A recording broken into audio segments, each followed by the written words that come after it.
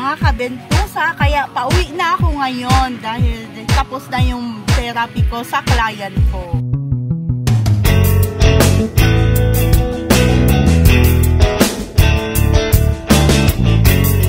Tusa, andito naman ako ngayon kasi client again today. Kaya ngayon mga kabentusa, kaya lalagyan na ako ngayon kasi gamit ko ang e-trike at hindi na ako malulobat.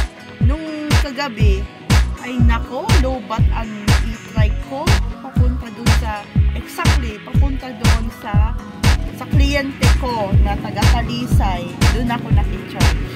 Buti na lang mabait naman yun si client kasi pina-charge niya yung e-trike ko. Kasi ang hirap eh. Parang iskinita yung daan, hindi ka makakapag-reverse mabuti. Alam mo naman yun. Medyo alanganin. Nako, mga kabentusa. Kaya, ngayon, mga kabentusa, hindi siya sama. Yung nakakot dito, yung ko. By the way, mga kabentusa, dun ko pinark-an e-trike ko. Nagpaalam naman po ako na pwede ako mag-park ng sasakyan ko. Hindi na lang napakabait yung traffic bahay.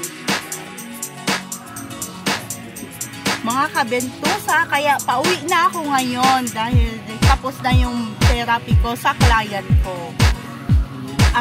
Bali classmate ko naman to mga kabentusa. Kaya ngayon mga kabentusa, at lalagan na ako. It's another client naman today na magmamassage na ako mga kabentusa.